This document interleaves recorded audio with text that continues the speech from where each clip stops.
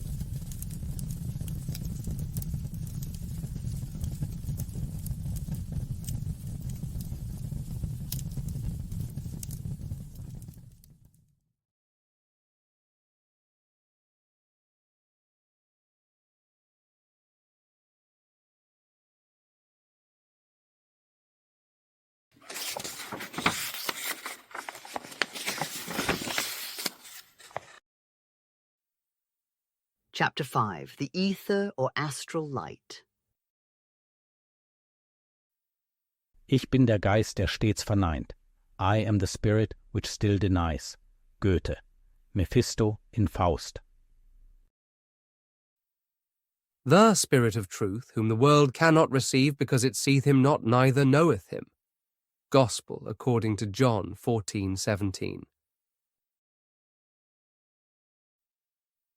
Millions of spiritual creatures walk the earth unseen, both when we wake and when we sleep. Milton, Paradise Lost, Book 4. Mere intellectual enlightenment cannot recognize the spiritual. As the sun puts out a fire, so spirit puts out the eyes of mere intellect. W. Howitt. There has been an infinite confusion of names to express one and the same thing. The chaos of the ancients, the Zoroastrian sacred fire, or the Antis Bairam of the Parsees, the Hermes fire, the Elms fire of the ancient Germans, the lightning of Cybele, the burning torch of Apollo, the flame on the altar of Pan, the inextinguishable fire in the temple on the Acropolis and in that of Vesta, the fire flame of Pluto's helm, the brilliant sparks on the hats of the Dioscuri, on the Gorgon head, the helm of Pallas and the staff of Mercury, the pure Asveston, the Egyptian Phthah or Ra, the Grecian Zeus Katibets, the descending, the Pentecostal fire tongues, the burning bush of Moses, the pillar of fire of the Exodus and the burning lamp of Abram, the eternal fire of the bottomless pit, the Delphic oracular vapors, the sidereal light of the Rosicrucians, the Akasa of the Hindu adepts, the astral light of Eliphas Levi, the nerve aura and the fluid of the magnetists, the Erd of Reichenbach, the fire globe or meteor cat of Babinet, the psychod and actinic force of Thury, the psychic force of Sergeant Cox and Mr. Crooks, the atmospheric magnetism of some naturalists, galvanism, and finally, electricity, are but various names for many different manifestations or effects of the same mysterious, all-pervading cause, the Greek archeus or archeos. Sir Edward Bulwer-Lytton, in his Coming Race, describes it as the vril, used by the subterranean populations, and allowed his readers to take it for a fiction. These people, he says, consider that in the vril they had arrived at the unity in natural energic agencies. And proceeds to show that Faraday intimated them under the more cautious term of correlation. Thus, I have long held an opinion, almost amounting to a conviction, in common, I believe, with many other lovers of natural knowledge, that the various forms under which the forces of matter are made manifest have one common origin, or in other words, are so directly related and naturally dependent that they are convertible, as it were, into one another, and possess equivalents of power in their action. Absurd and unscientific as may appear our comparison of a fictitious vril invented by the great novelist and the primal force of the equally great experimentalist with the Kabbalistic astral light, it is nevertheless the true definition of this force. Discoveries are constantly being made to corroborate the statement thus boldly put forth. Since we began to write this part of our book, an announcement has been made in a number of papers of the supposed discovery of a new force by Mr. Edison, the electrician, of Newark, New Jersey, which force seems to have little in common with electricity or galvanism, except the principle of conductivity. If demonstrated, it may remain for a long time under some pseudonymous scientific name. But, nevertheless, it will be but one of the numerous family of children brought forth from the commencement of time by our Kabbalistic mother, the Astral Virgin. In fact, the discoverer says that it is as distinct and has as regular laws as heat, magnetism, or electricity. The journal which contains the first account of the discovery adds that Mr. Edison thinks that it exists in connection with heat, and that it can also be generated by independent and as yet undiscovered means.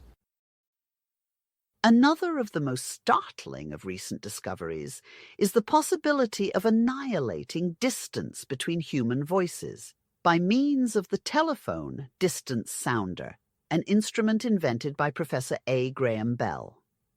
This possibility, first suggested by the Little Lover's Telegraph, consisting of small tin cups with vellum and drug twine apparatus, by which a conversation can be carried on at a distance of 200 feet, has developed into the telephone, which will become the wonder of this age.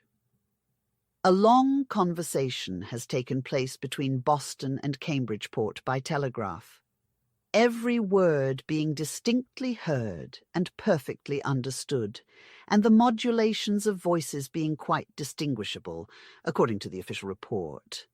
The voice is seized upon, so to say, and held in form by a magnet, and the sound wave transmitted by electricity acting in unison and cooperating with the magnet. The whole success depends upon a perfect control of the electric currents and the power of the magnets used, with which the former must cooperate.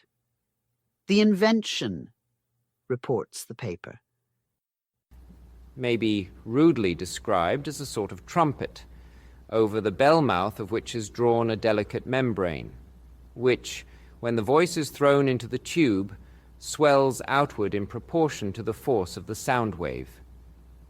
To the outer side of the membrane is attached a piece of metal, which, as the membrane swells outward, connects with a magnet, and this, with the electric circuit, is controlled by the operator.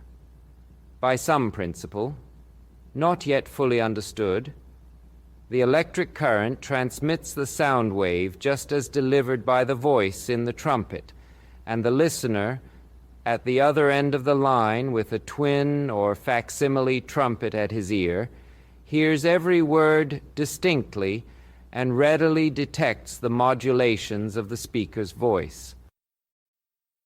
Thus, in the presence of such wonderful discoveries of our age, and the further magical possibilities lying latent and yet undiscovered in the boundless realm of nature, and further in view of the great probability that Edison's force and Professor Graham Bell's telephone may unsettle, if not utterly upset, all our ideas of the imponderable fluids, would it not be well for such persons as may be tempted to traverse our statements, to wait and see whether they will be corroborated or refuted by further discoveries? Only in connection with these discoveries we may perhaps well remind our readers of the many hints to be found in the ancient histories as to a certain secret in the possession of the Egyptian priesthood, who could instantly communicate during the celebration of the mysteries from one temple to another, even though the former were at Thebes and the latter at the other end of the country. The legends attributing it, as a matter of course, to the invisible tribes of the air which carry messages for mortals. The author of Pre-Adamite Man quotes an instance, which being given merely on his own authority, and he seeming uncertain whether the story comes from Aquinas or some other writer may be taken for what it is worth. He found good evidence, he says, during his stay in Egypt, that one of the Cleopatras sent news by a wire to all the cities, from Heliopolis to Elephantine, on the Upper Nile.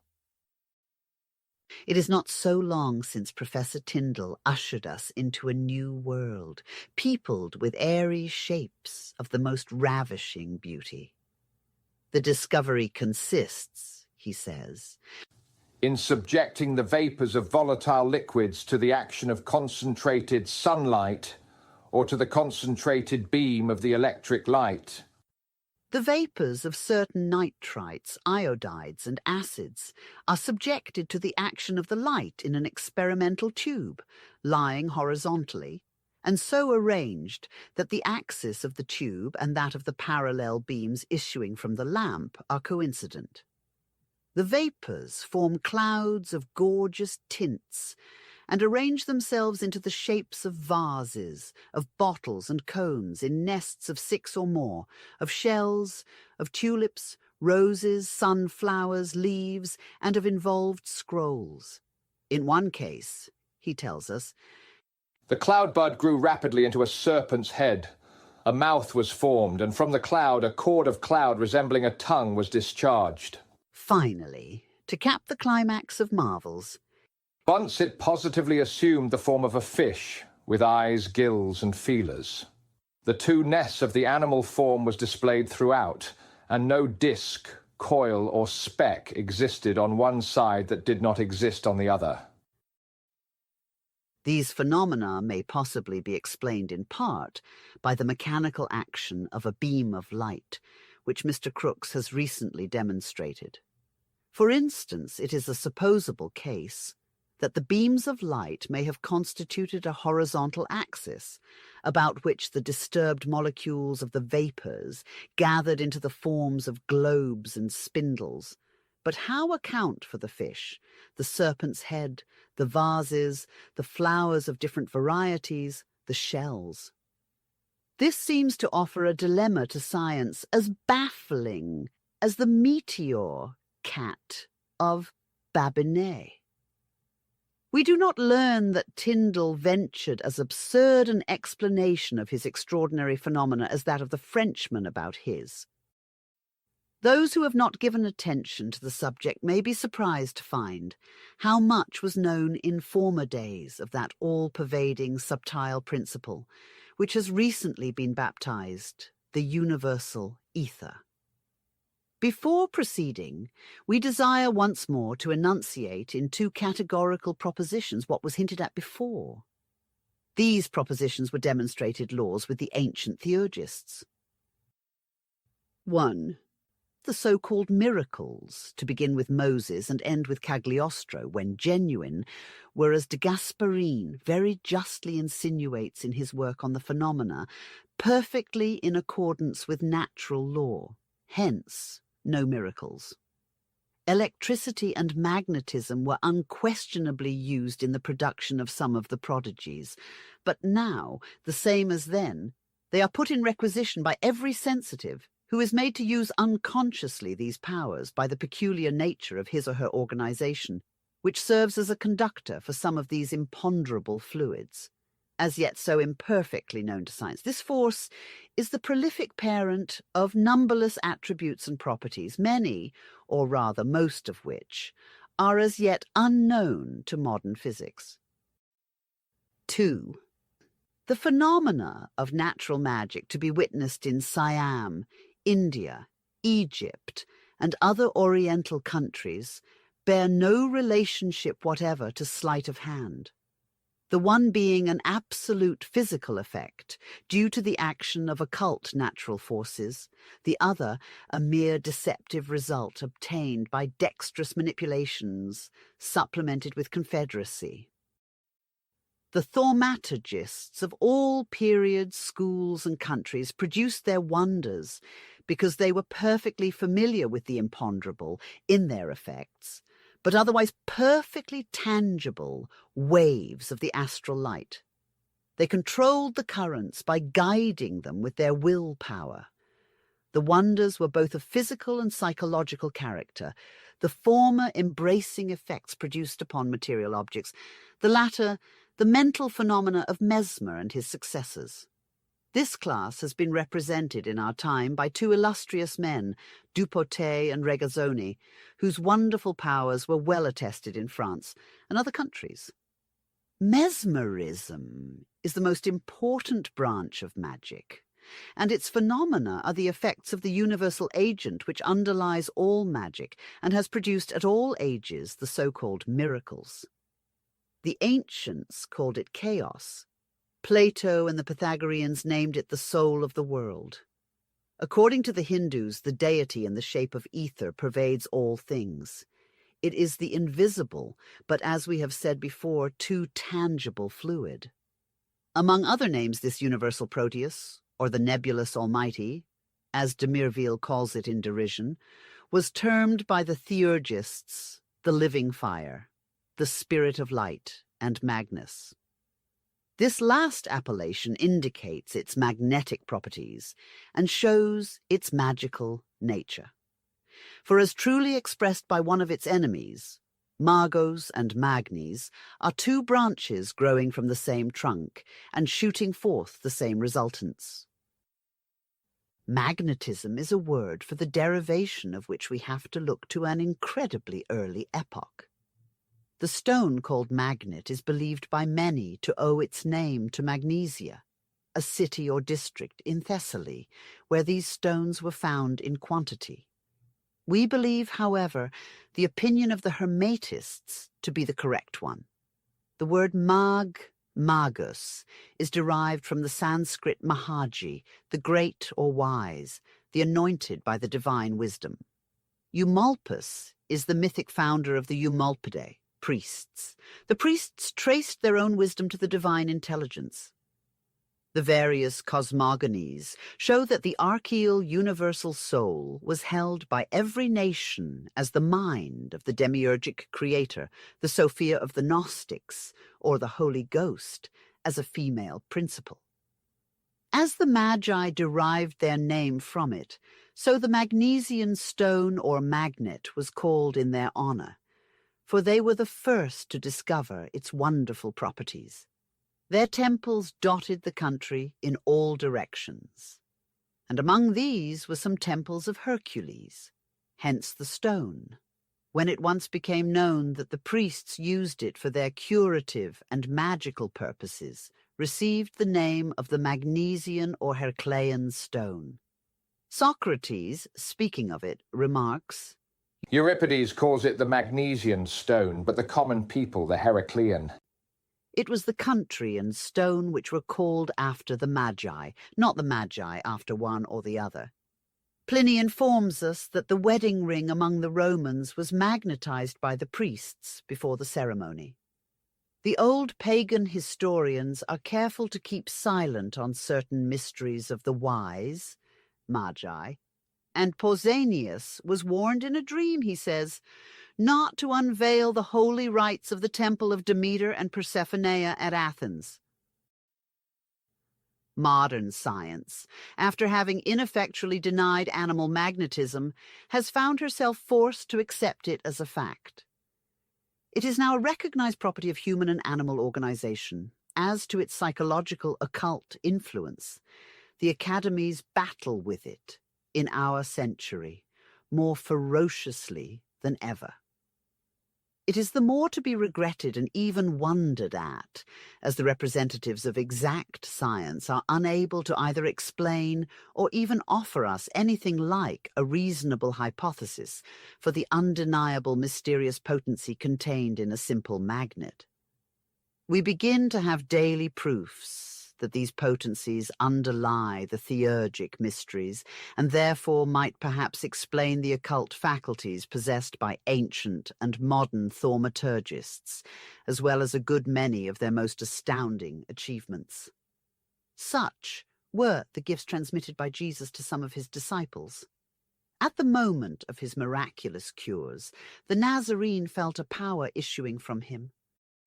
Socrates, in his dialogue with Theages, telling him of his familiar god, demon, and his power of either imparting his Socrates wisdom to his disciples or preventing it from benefiting those he associates with, brings the following instance in corroboration of his words. "I will tell you, Socrates," says Aristides. A thing incredible indeed by the gods, but true. I made a proficiency when I associated with you, even if I was only in the same house, though not in the same room, but more so when I was in the same room, and much more when I looked at you. But I made by far the greatest proficiency when I sat near you and touched you.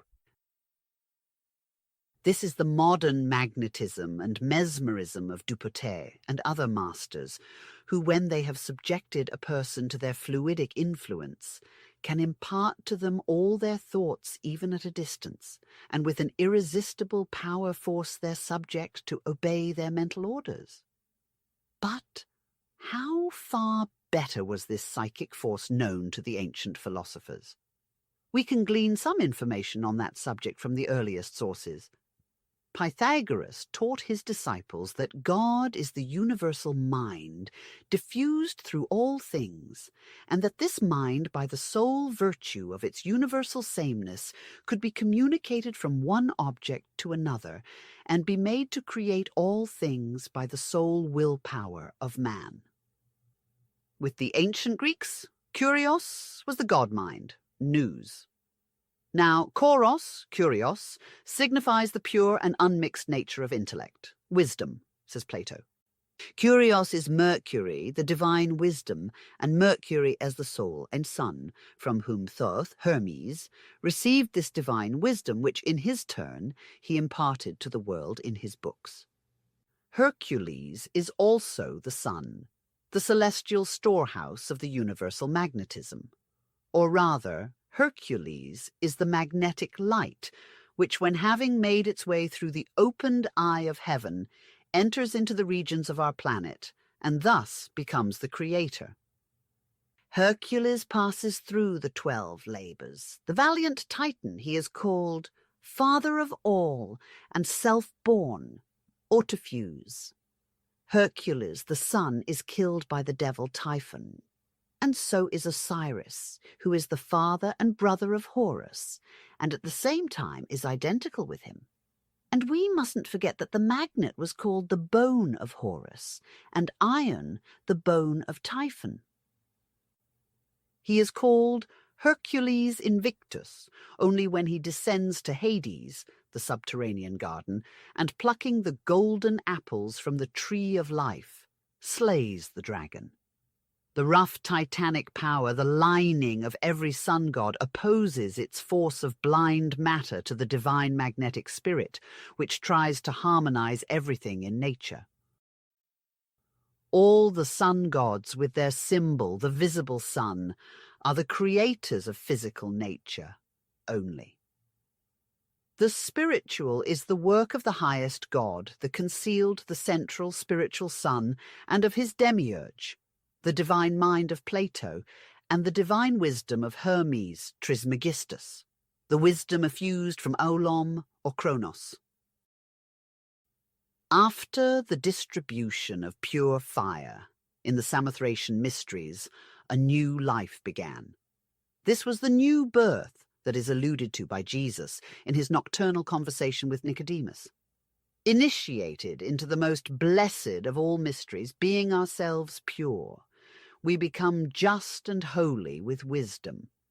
He breathed on them and saith unto them, Take the holy pneuma. And this simple act of willpower was sufficient to impart vaticination in its nobler and most perfect form, if both the initiator and the initiated were worthy of it. To deride this gift, even in its present aspect, as the corrupt offspring and lingering remains of an ignorant age of superstition, and hastily to condemn it as unworthy of sober investigation, would be as unphilosophical as it is wrong. remarks the Reverend J.B. Gross. To remove the veil which hides our vision from the future has been attempted in all ages of the world, and therefore the propensity to pry into the lap of time, contemplated as one of the faculties of human mind, comes recommended to us under the sanction of God. Zuinglius, the Swiss reformer, attested the comprehensiveness of his faith in the providence of the Supreme Being, in the cosmopolitan doctrine that the Holy Ghost was not excluded from the more worthy portion of the heathen world. Admitting its truth, we cannot easily conceive a valid reason why a heathen, thus favored, should not be capable of true prophecy. Now, what is this mystic, primordial substance? In the book of Genesis, at the beginning of the first chapter, it is termed the face of the waters, said to have been incubated by the Spirit of God. Job mentions in chapter 26, 5, that dead things are formed from under the waters, and inhabitants thereof. In the original text, instead of dead things, it is written dead Rephaim, giants or mighty primitive men, from whom evolution may one day trace our present race. In the Egyptian mythology, Kneph, the eternal, unrevealed god, is represented by a snake emblem of eternity encircling a water urn, with his head hovering over the waters, which it incubates with his breath. In this case, the serpent is the agathadaimon, the good spirit. In its opposite aspect, it is the kakodaimon, the bad one. In the Scandinavian Eddas, the honey-dew, the food of the gods and of the creative busy Yggdrasil bees, falls during the hours of night, when the atmosphere is impregnated with humidity. And in the northern mythologies, as the passive principle of creation, it typifies the creation of the universe out of water. This dew is the astral light in one of its combinations, and possesses creative as well as destructive properties. In the Chaldean legend of Berosus, Oannes, or Dagon, the manfish instructing the people shows the infant world created out of water, and all beings originating from this prima materia. Moses teaches that only earth and water can bring a living soul, and we read in the scriptures that herbs could not grow until the Eternal caused it to rain upon earth. In the Mexican Popol Vuh, man is created out of mud or clay, terre glaze, taken from under the water. Brahma creates Lomus, the great Muni or first man, seated on his lotus, only after having called into being spirits, who thus enjoyed among mortals a priority of existence, and he creates him out of water, air, and earth. Alchemists claim that primordial or pre-Adamic earth, when reduced to its first substance, is in its second stage of transformation like clear water, the first being the alkahest proper. This primordial substance is said to contain within itself the essence of all that goes to make up man. It has not only all the elements of his physical being, but even the breath of life itself in a latent state, ready to be awakened. This it derives from the incubation of the Spirit of God upon the face of the waters, chaos. In fact, this substance is chaos itself. From this it was that Paracelsus claimed to be able to make his homunculi. And this is why Thales, the great natural philosopher, maintained that water was the principle of all things in nature. What is the primordial chaos but ether? The modern ether. Not such as is recognized by our scientists, but such as it was known to the ancient philosophers long before the time of Moses. Ether, with all its mysterious and occult properties containing in itself the germs of universal creation. Ether, the celestial virgin, the spiritual mother of every existing form and being, from whose bosom, as soon as incubated by the divine spirit, are called into existence matter and life, force and action. Electricity, magnetism, heat, light, and chemical action are so little understood even now that fresh facts are constantly widening the range of our knowledge. Who knows where ends the power of this protean giant, ether, or whence its mysterious origin? Who, we mean, that denies the spirit that works in it and evolves out of it all visible forms? It is an easy task to show that the cosmogonical legends all over the world are based on a knowledge by the ancients of those sciences which have allied themselves in our days to support the doctrine of evolution, and that further research may demonstrate that they were far better acquainted with the fact of evolution itself, embracing both its physical and spiritual aspects, than we are now. With the old philosophers, evolution was a universal theorem, a doctrine embracing the whole, and an established principle, while our modern evolutionists are enabled to present us merely with speculative theoretics, with particular, if not wholly, negative theorems. It is idle for the representatives of our modern wisdom to close the debate and pretend that the question is settled merely because the obscure phraseology of the Mosaic account clashes with the definite exegesis of exact science. One fact at least is proved. There is not a cosmogonical fragment, to whatever nation it may belong, but proves by this universal allegory of water and the spirit brooding over it that no more than our modern physicists did any of them hold the universe to have sprung into existence out of nothing. For all their legends begin with that period when nascent vapors and Cimmerian darkness lay brooding over a fluid mass, ready to start on its journey of activity at the first flutter of the breath of him who's the unrevealed one. Him they felt, if they saw him not. Their spiritual intuitions were not so darkened by the subtile sophistry of the forecoming ages as ours are now. If they talked less of the Silurian age, slowly developing into the mammalian, and if the Cenozoic time was only recorded by various allegories of the primitive man, the Adam of our race, it is but a negative proof, after all, that their wise men and leaders did not know of these successive periods as well as we do now. In the days of Democritus and Aristotle, the cycle had already begun to enter on its downward path of progress. And if these two philosophers could discuss so well the atomic theory and trace the atom to its material or physical point, their ancestors may have gone further still and followed its genesis far beyond that limit where Mr. Tyndall and others seem rooted to the spot, not daring to cross the line of the incomprehensible. The lost arts are a sufficient proof that if even their achievements in physiography are now doubted because of the unsatisfactory writings of their physicists and naturalists, on the other hand, their practical knowledge in phytochemistry and mineralogy far exceeded our own.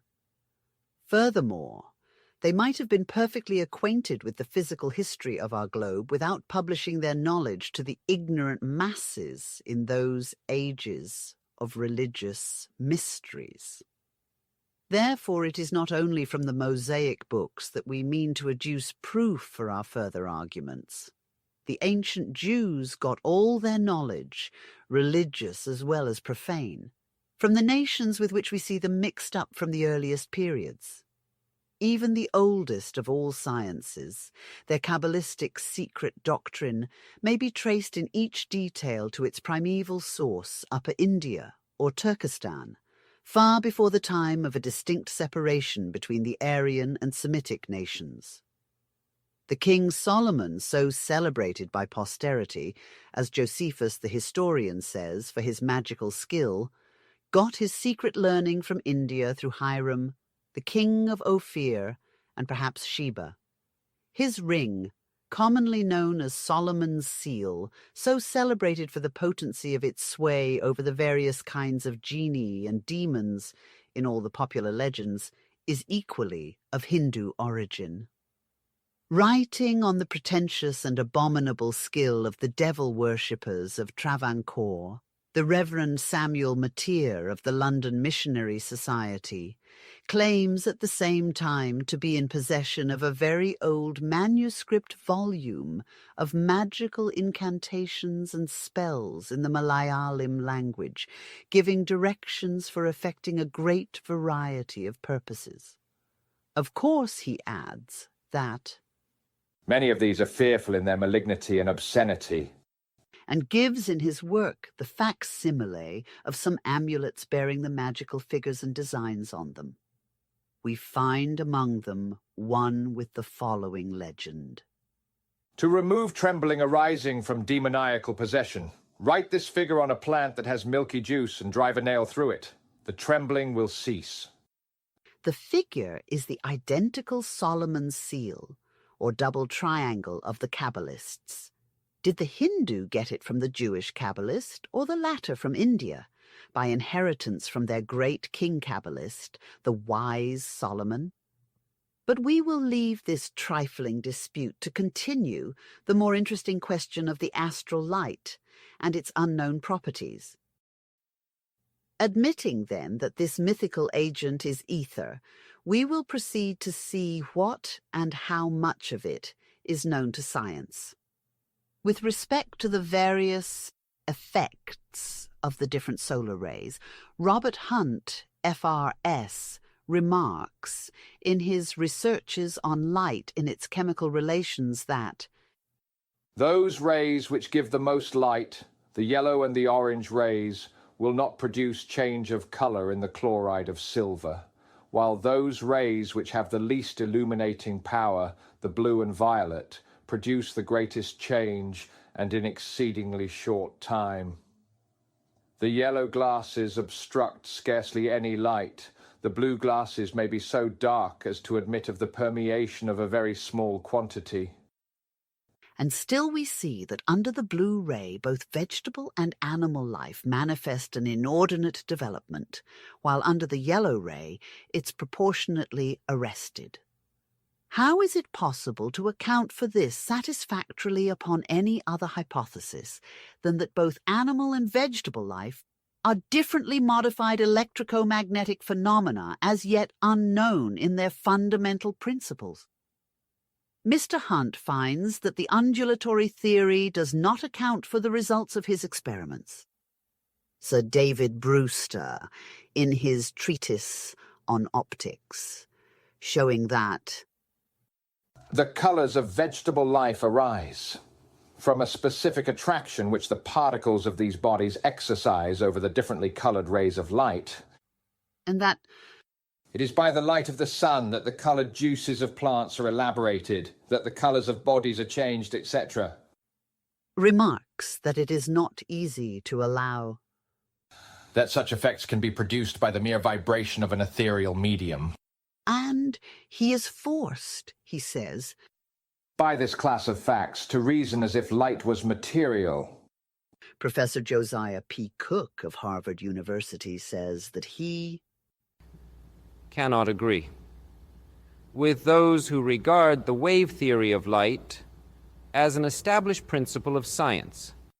Herschel's doctrine that the intensity of light in effect of each undulation is inversely as the square of the distance from the luminous body, if correct, damages a good deal if it does not kill the undulatory theory. That he is right was proved repeatedly by experiments with photometers, and though it begins to be much doubted, the undulatory theory is still alive.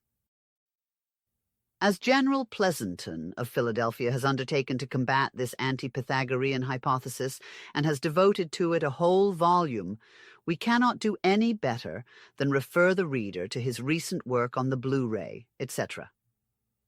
We leave the theory of Thomas Young, who, according to Tyndall, placed on an immovable basis the undulatory theory of light, to hold its own, if it can, with the Philadelphia experimenter.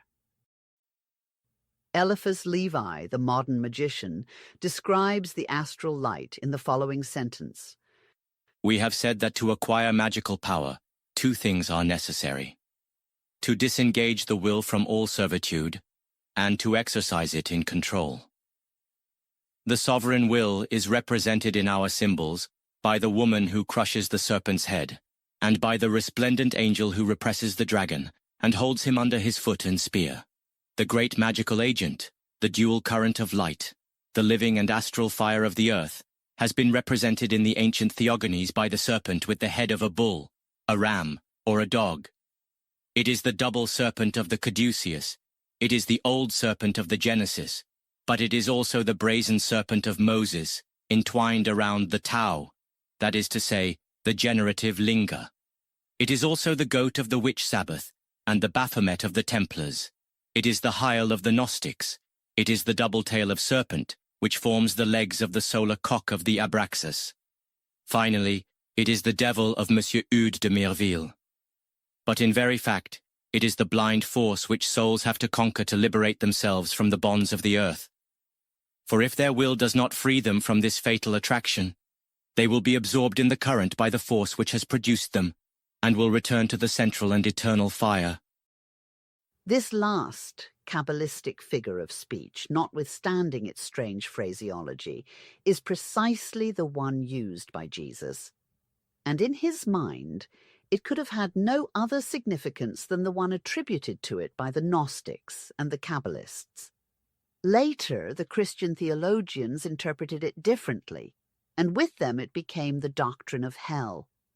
Literally, though, it simply means what it says: the astral light, or the generator and destroyer of all forms. All the magical operations, continues Levi, consist in freeing oneself from the coils of the ancient serpent, then to place the foot on its head, and lead it according to the operator's will. I will give unto thee, says the serpent in the gospel myth, all the kingdoms of the earth, if thou wilt fall down and worship me. The initiate should reply to him, I will not fall down, but thou shalt crouch at my feet. Thou wilt give me nothing, but I will make use of thee and take whatever I wish, for I am thy Lord and Master. This is the real meaning of the ambiguous response made by Jesus to the tempter. Thus the devil is not an entity. It is an errant force, as the name signifies. An odic or magnetic current formed by a chain, a circle, of pernicious wills must create this evil spirit which the gospel calls legion, and which forces into the sea a herd of swine, another evangelical allegory showing how base natures can be driven headlong by the blind forces set in motion by error and sin. In his extensive work on the mystical manifestations of human nature, the German naturalist and philosopher Maximilian Perti has devoted a whole chapter to the modern forms of magic. The manifestations of magical life, he says in his preface, partially repose on quite another order of things than the nature in which we are acquainted with time, space, and causality. These manifestations can be experimented with but little. They cannot be called out at our bidding, but may be observed and carefully followed whenever they occur in our presence. We can only group them by analogy under certain divisions, and deduce from them general principles and laws.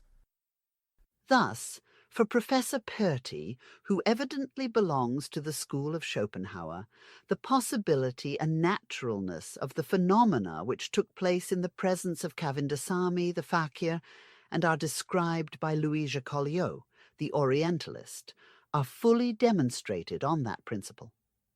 The fakir was a man who, through the entire subjugation of the matter of his corporeal system, has attained to that state of purification at which the spirit becomes nearly freed from its prison and can produce wonders. His will, nay, a simple desire of his, has become creative force, and he can command the elements and powers of nature. His body is no more an impediment to him. Hence he can converse, spirit to spirit, breath to breath. Under his extended palms, a seed, unknown to him, for Deucaliot has chosen it at random among a variety of seeds from a bag and planted it himself after marking it in a flower pot, will germinate instantly and push its way through the soil.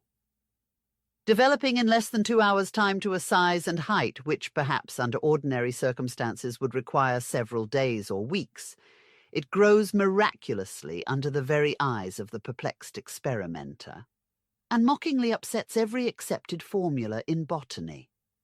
Is this a miracle? By no means. It may be one, perhaps, if we take Webster's definition, that a miracle is every event contrary to the established constitution and course of things, a deviation from the known laws of nature.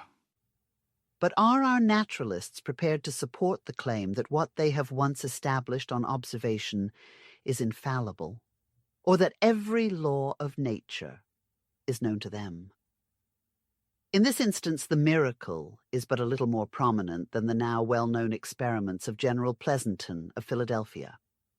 While the vegetation and fruitage of his vines were stimulated to an incredible activity by the artificial violet light, the magnetic fluid emanating from the hands of the fakir effected still more intense and rapid changes in the vital function of the Indian plants. It attracted and concentrated the akasa, or life principle, on the germ. His magnetism, obeying his will, drew up the akasa in a concentrated current through the plant towards his hands, and by keeping up an unintermitted flow for the requisite space of time, the life principle of the plant built up cell after cell, layer after layer, with preternatural activity until the work was done. The life principle is but a blind force obeying a controlling influence. In the ordinary course of nature, the plant protoplasm would have concentrated and directed it at a certain established rate.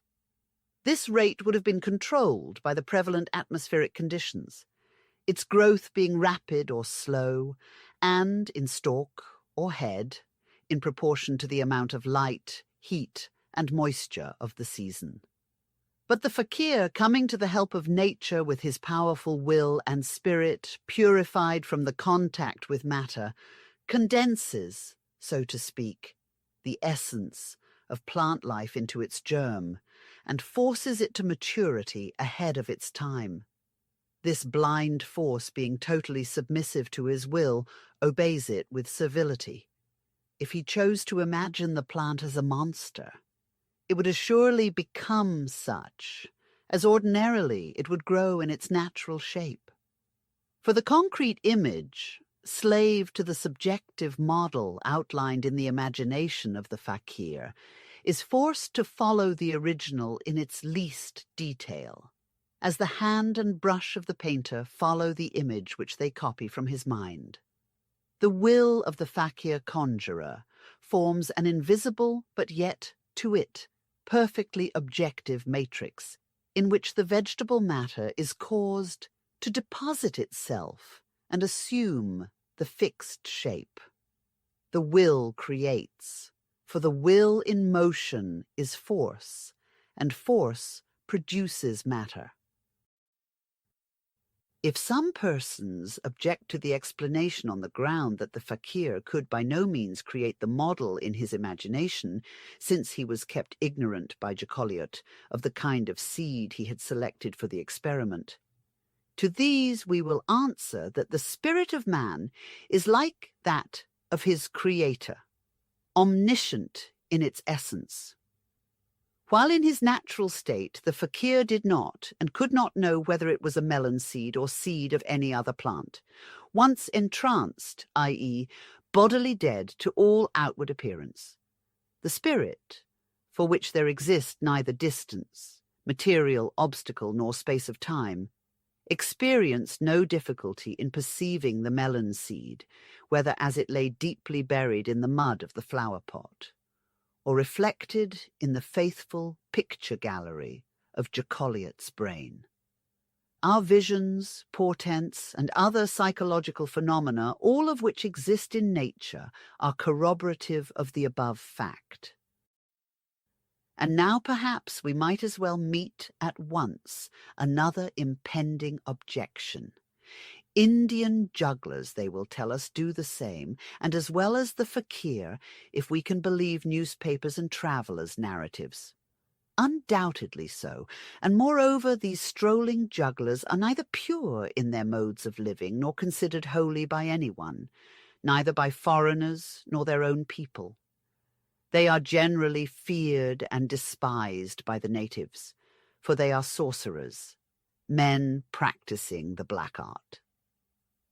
While such a holy man as Govindasamy requires but the help of his own divine soul, closely united with the astral spirit, and the help of a few familiar Pitris, pure ethereal beings who rally around their elect brother in flesh, the sorcerer can summon to his help but that class of spirits which we know as the elementals.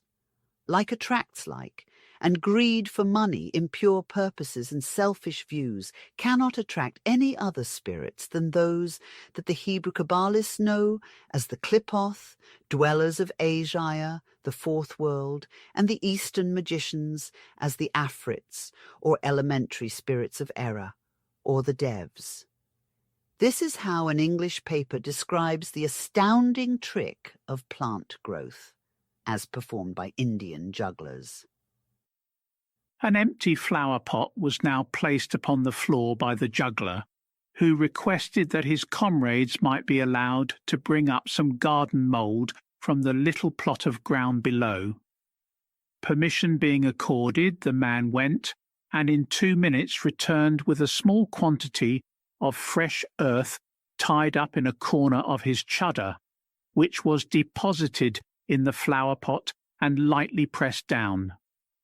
Taking from his basket a dry mango stone and handing it round to the company that they might examine it and satisfy themselves that it was really what it seemed to be, the juggler scooped out a little earth from the centre of the flower pot and placed the stone in the cavity.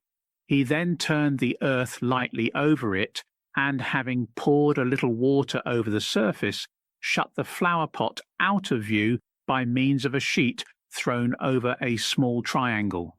And now, amid a full chorus of voices and rat-tat-tat accompaniment of the tabor, the stone germinated.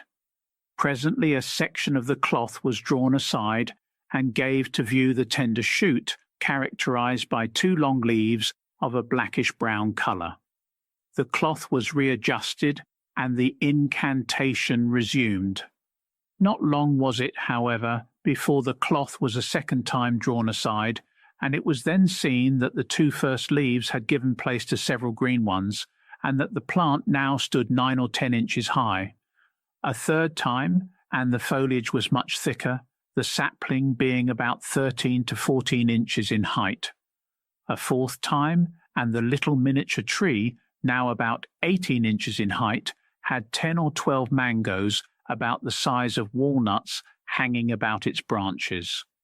Finally, after the lapse of 3 or 4 minutes, the cloth was altogether removed, and the fruit, having the perfection of size, though not of maturity, was plucked and handed to the spectators, and, on being tasted, was found to be approaching ripeness, being sweetly acid. We may add to this that we have witnessed the same experiment in India and Tibet, and that more than once we provided the flower pot ourselves by emptying an old tin box of some Liebig extracts. We filled it with earth with our own hands and planted in it a small root handed to us by the conjurer, and until the experiment was ended never once removed our eyes from the pot, which was placed in our own room. The result was invariably the same as above described. Does the reader imagine that any prestidigitator could produce the same manifestation under the same conditions? The learned Orioli corresponding member of the Institute of France, gives a number of instances which show the marvelous effects produced by the will power acting upon the invisible Proteus of the mesmerists. "I have seen," says he, certain persons, who simply by pronouncing certain words arrest wild bulls and horses at headlong speed, and suspend in its flight the arrow which cleaves the air. Thomas Bartholini affirms the same. Says Dupotet, When I trace upon the floor with chalk or charcoal this figure, a fire, a light fixes itself on it. Soon it attracts to itself the person who approaches it. It detains and fascinates him, and it is useless for him to try to cross the line. A magic power compels him to stand still. At the end of a few moments he yields, uttering sobs. The cause is not in me, it is in this entirely Kabbalistic sign. In vain would you employ violence. in a series of remarkable experiments made by Regazzoni in the presence of certain well-known French physicians at Paris on the 18th of May, 1856, they assembled on one night together, and Regazzoni, with his finger, traced an imaginary Kabbalistic line upon the floor, over which he made a few rapid passes. It was agreed that the mesmeric subjects, selected by the investigators and the committee for the experiments, and all strangers to him, should be brought blindfold into the room and caused to walk toward the line without a word being spoken to indicate what was expected of them. The subjects moved along unsuspiciously till they came to the invisible barrier, when, as it is described, their feet, as if they had been suddenly seized and riveted, adhere to the ground, while their bodies, carried forward by the rapid impulse of the motion, fall and strike the floor. The sudden rigidity of their limbs was like that of a frozen corpse, and their heels were rooted with mathematical precision upon the fatal line.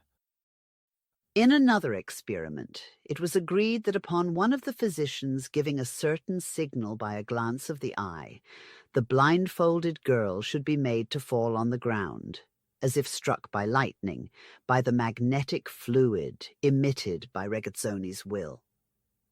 She was placed at a distance from the magnetizer, the signal was given, and instantly the subject was felled to the earth, without a word being spoken or a gesture made. Involuntarily, one of the spectators stretched out his hand as if to catch her, but Regazzoni, in a voice of thunder, exclaimed, "Do not touch her. Let her fall. A magnetized subject is never hurt by falling." Desmousseau, who tells the story, says that Marble is not more rigid than was her body. Her head did not touch the ground.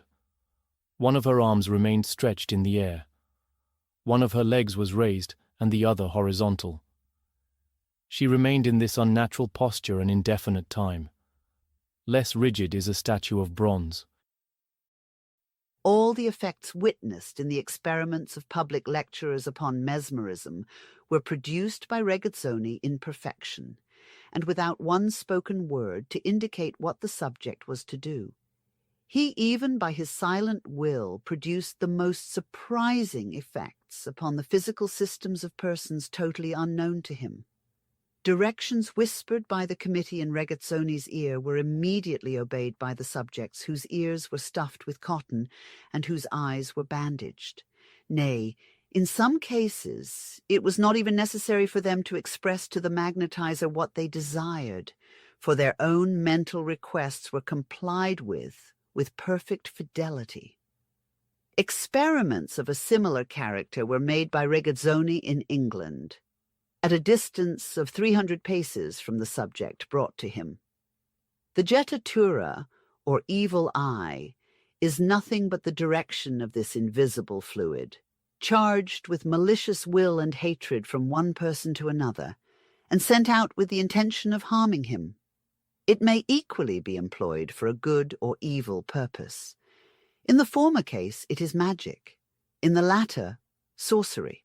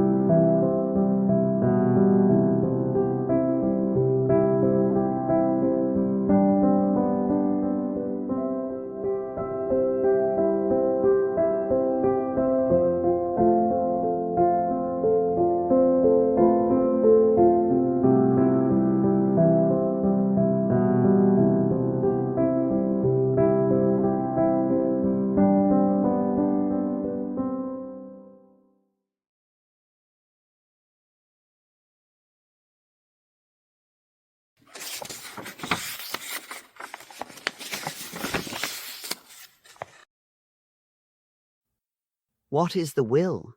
Can exact science tell? What is the nature of that intelligent, intangible, and powerful something which reigns supreme over all inert matter? The great universal idea willed, and the cosmos sprang into existence.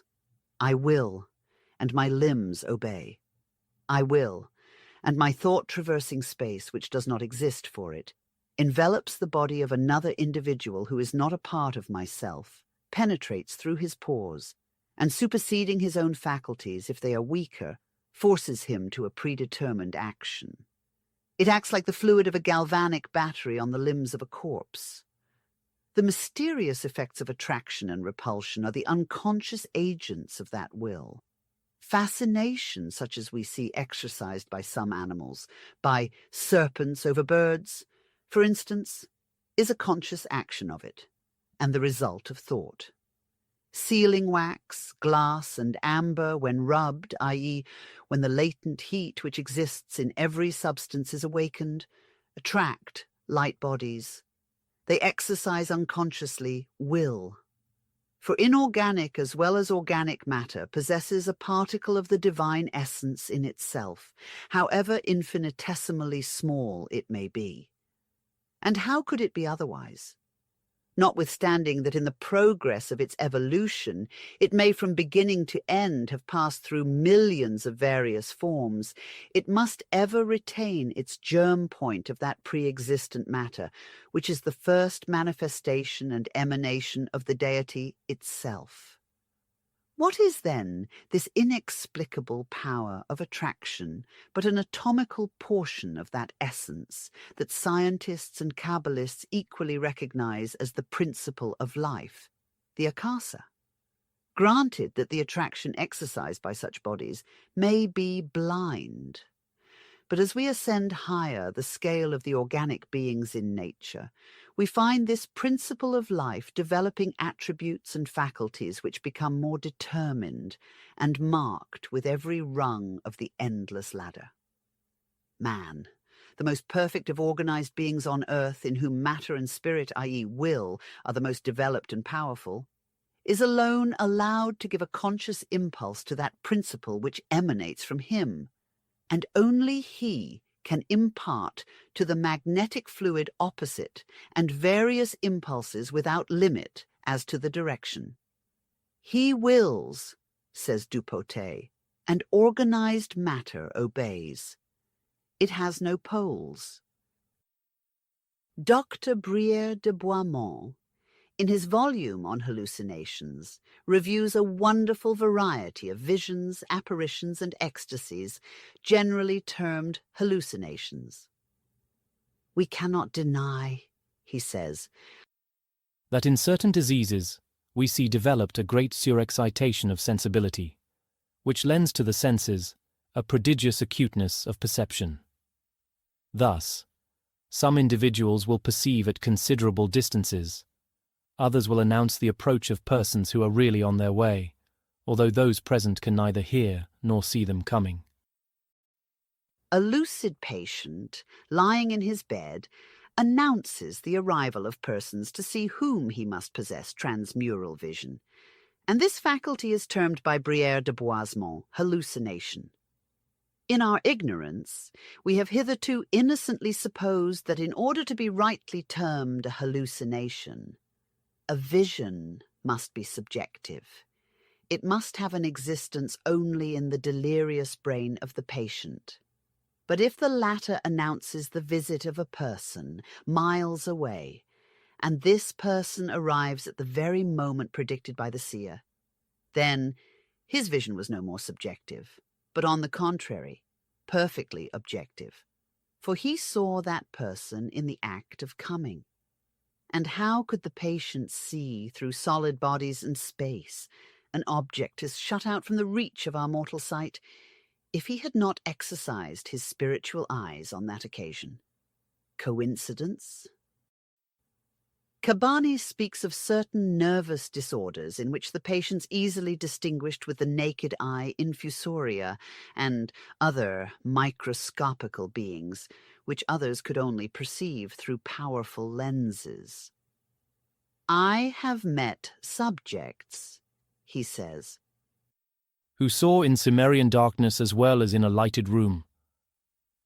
Others who followed persons, tracing them out like dogs, and recognizing by the smell objects belonging to such persons, or even such as had been only touched by them, with a sagacity which was hitherto observed only in animals. Exactly. Because reason, which as Cabanis says develops only at the expense and loss of natural instinct, is a Chinese wall slowly rising on the soil of sophistry, and which finally shuts out man's spiritual perceptions, of which the instinct is one of the most important examples. Arrived at certain stages of physical prostration, when mind and the reasoning faculties seem paralyzed through weakness and bodily exhaustion, instinct, the spiritual unity of the five senses, sees, hears, feels, tastes, and smells, unimpaired by either time or space. What do we know of the exact limits of mental action? How can a physician take upon himself to distinguish the imaginary from the real senses in a man who may be living a spiritual life, in a body so exhausted of its usual vitality that it actually is unable to prevent the soul from oozing out from its prison? The divine light through which, unimpeded by matter, the soul perceives things past, present, and to come, as though their rays were focused in a mirror. The death-dealing bolt projected in an instant of fierce anger or at the climax of long-festering hate. The blessing wafted from a grateful or benevolent heart. And the curse hurled at an object, offender or victim, all have to pass through that universal agent, which under one impulse is the breath of God, and under another, the venom of the devil. It was discovered by Baron Reichenbach and called Ode. Whether intentionally or otherwise we cannot say, but it is singular that a name should have been chosen which is mentioned in the most ancient books of the Kabbalah. Our readers will certainly inquire what then is this invisible all. How is it that our scientific methods, however perfected, have never discovered any of the magical properties contained in it?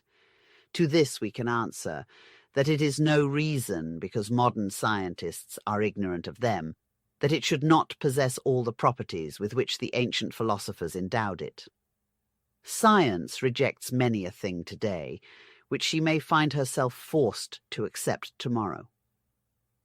A little less than a century ago, the Academy denied Franklin's electricity, and at the present day, we can hardly find a house without a conductor on its roof. Shooting at the barn door, the Academy missed the barn itself. Modern scientists, by their willful skepticism and learned ignorance, do this very frequently. Emeft, the supreme first principle, produced an egg, by brooding over which and permeating the substance of it with its own vivifying essence, the germ contained within was developed, and Futha, the active creative principle, proceeded from it and began his work. From the boundless expanse of cosmic matter, which had formed itself under his breath or will, this cosmic matter, astral light, ether, fire mist, principle of life, it matters not how we may call it, this creative principle, or, as our modern philosophy terms it, law of evolution, by setting in motion the potencies latent in it, formed suns and stars and satellites, controlled their emplacement by the immutable law of harmony, and peopled them with every form and quality of life. In the ancient Eastern mythologies, the cosmogonic myth states that there was but water, the father, and the prolific slime, the mother, Ilus or Hyle, from which crept forth the mundane snake matter. It was the god Phanes, the revealed one, the Word, or Logos. How willingly this myth was accepted even by the Christians who compiled the New Testament may be easily inferred from the following fact. Phanes, The revealed God is represented in this snake symbol as a protogonos, a being furnished with the heads of a man, a hawk or an eagle, a bull, Taurus, and a lion, with wings on both sides. The heads relate to the zodiac and typify the 4 seasons of the year, for the mundane serpent is the mundane year, while the serpent itself is the symbol of Kneph, the hidden or unrevealed deity, God the Father. Time is winged, therefore the serpent is represented with wings. If we remember that each of the 4 evangelists is represented as having near him one of the described animals, grouped together in Solomon's triangle in the pentacle of Ezekiel, and to be found in the 4 cherubs or sphinxes of the sacred arch, we will perhaps understand the secret meaning, as well as the reason why the early Christians adopted this symbol, and how it is that the present Roman Catholics and the Greeks of the Oriental Church still represent these animals in the pictures of their evangelists, which sometimes accompany the 4 Gospels. We will also understand why Irenaeus, Bishop of Lyons, had so insisted upon the necessity of the 4th Gospel, giving as a reason that there could not be less than 4 of them, as there were 4 zones in the world, and 4 principal winds coming from the 4 cardinal points, etc. According to one of the Egyptian myths, the phantom form of the Isle of Chemis, Chemi, ancient Egypt, which floats on the ethereal waves of the Empyrean sphere, was called into being by Horus Apollo, the sun god, who caused it to evolve out of the mundane egg. In the cosmogonical poem of Voluspa, the Song of the Prophetess, which contains the Scandinavian legends of the very dawn of ages, the phantom germ of the universe is represented as lying in the Ginnunga gap, or the cup of illusion, a boundless and void abyss. In this world's matrix, formerly a region of night and desolation, Nabelheim, the mist place, dropped a ray of cold light, ether, which overflowed this cup and froze in it. Then the invisible blew a scorching wind, which dissolved the frozen waters and cleared the mist. These waters, called the streams of Elivagar, distilled in vivifying drops which, falling down, created the earth and the giant Ymir, who only had the semblance of man, male principle. With him was created the cow, Audumla, female principle, from whose udder flowed 4 streams of milk, which diffused themselves throughout space, the astral light in its purest emanation. The cow Audhumla produces a superior being called Bur, handsome and powerful, by licking the stones that were covered with mineral salt. Now, if we take into consideration that this mineral was universally regarded by ancient philosophers as one of the chief formative principles in organic creation, by the alchemists as the universal menstruum, which they said was to be wrought from water, and by everyone else, even as it is regarded now by science as well as in the popular ideas, to be an indispensable ingredient for man and beast, we may readily comprehend the hidden wisdom of this allegory of the creation of man. Paracelsus calls salt the centre of water, wherein metals ought to die, etc. And Van Helmont terms the alkahest summum et felicissimum omnium salium, the most successful of all salts. In the Gospel according to Matthew, Jesus says, "Ye are the salt of the earth. But if the salt have lost his savour, wherewith shall it be salted?" And following the parable, he adds, "Ye are the light of the world."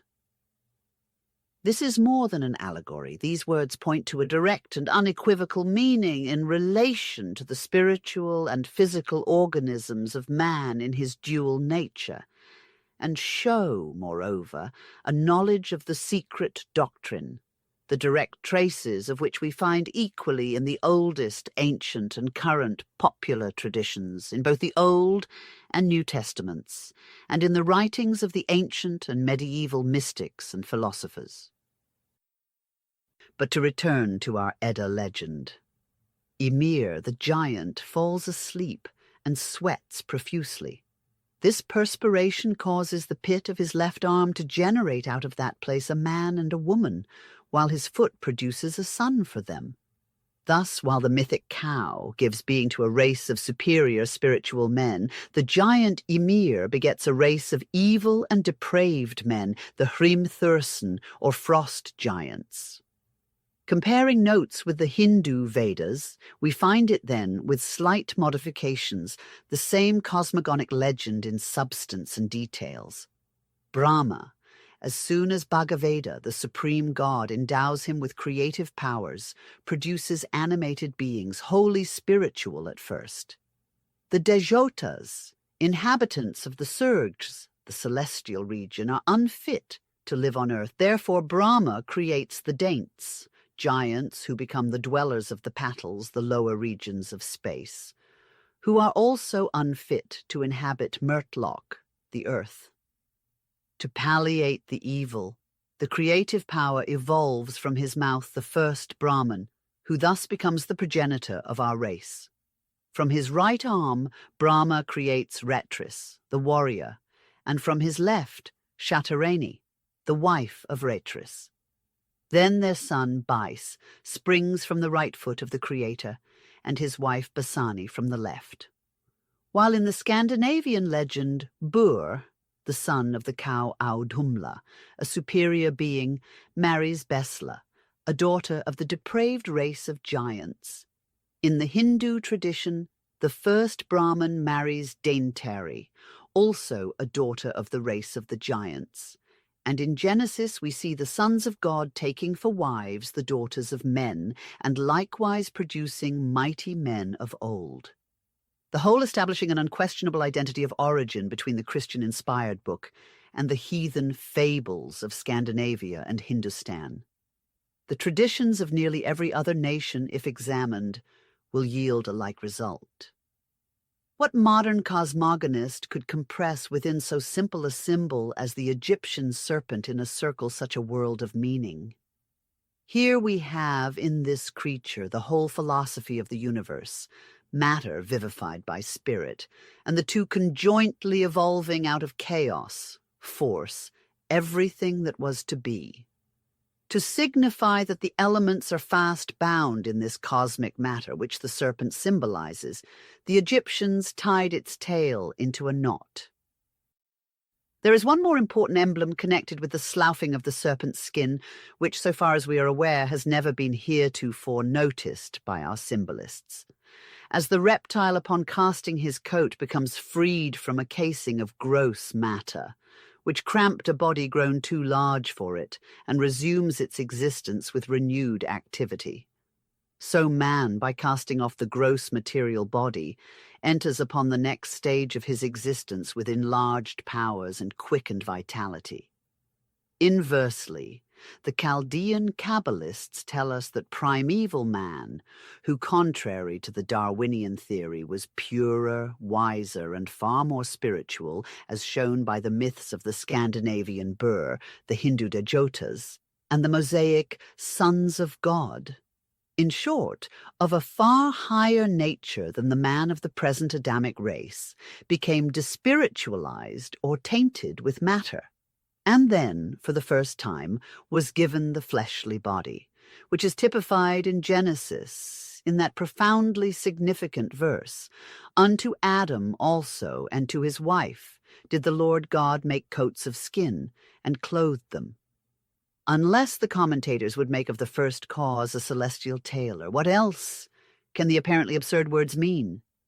But that the spiritual man had reached, through the progress of involution, to that point where matter, predominating over and conquering spirit, had transformed him into the physical man, or the second Adam, of the second chapter of Genesis. This Kabbalistical doctrine is much more elaborated in the Book of Jasher. In chapter 7, these garments of skin are taken by Noah into the ark, he having obtained them by inheritance from Methuselah and Enoch, who had them from Adam and his wife. Ham steals them from his father Noah, gives them in secret to Cush, who conceals them from his sons and brothers, and passes them to Nimrod. While some Kabbalists and even archaeologists say that Adam, Enoch, and Noah might, in outward appearance, be different men, but they were really the self-same divine person. Others explain that between Adam and Noah there intervened several cycles. That is to say, that every one of the antediluvian patriarchs stood as the representative of a race which had its place in a succession of cycles, and each of which races was less spiritual than its predecessor. Thus Noah, though a good man, could not have borne comparison with his ancestor Enoch, who walked with God and did not die. Hence the allegorical interpretation which makes Noah have this coat of skin by inheritance from the second Adam and Enoch, but not wear it himself, for if otherwise Ham could not have stolen it. But Noah and his children bridged the flood, and while the former belonged to the old and still spiritual antediluvian generation, insomuch as he was selected from all mankind for his purity, his children were post-diluvian. The coat of skin worn by Cush in secret, i.e., when his spiritual nature began to be tainted by the material, is placed on Nimrod, the most powerful and strongest of physical men on this side of the flood, the last remnant of the antediluvian giants. In the Scandinavian legend, Ymir, the giant, is slain by the sons of Bur, and the streams of blood flowing from his wounds were so copious that the flood drowned the whole race of ice and frost giants, and Bergelmir alone of that race was saved with his wife by taking refuge in a bark, which fact permitted him to transmit a new branch of giants from the old stock. But all the sons of Bur remained untouched by the flood. When the symbolism of this diluvian legend is unravelled, one perceives at once the real meaning of the allegory. The giant Ymir typifies the primitive rude organic matter, the blind cosmical forces in their chaotic state, before they received the intelligent impulse of the divine spirit, which set them into a regular motion dependent on immovable laws. The progeny of Bur are the sons of God, or the minor gods mentioned by Plato in the Timaeus, and who were entrusted, as he expresses it, with the creation of men. For we see them taking the mangled remains of Ymir to the Ginnunga Gap, the chaotic abyss, and employing them for the creation of our world. His blood goes to form oceans and rivers, his bones the mountains, his teeth the rocks and cliffs, his hair the trees, etc., while his skull forms the heavenly vault, supported by 4 pillars representing the 4 cardinal points. From the eyebrows of Ymir was created the future abode of man, Midgard. This abode, the earth, says the Edda, in order to be correctly described in all its minute particulars, must be conceived as round as a ring or as a disk, floating in the midst of the celestial ocean, ether. It is encircled by Jormungand, the gigantic Midgard or earth serpent, holding its tail in its mouth.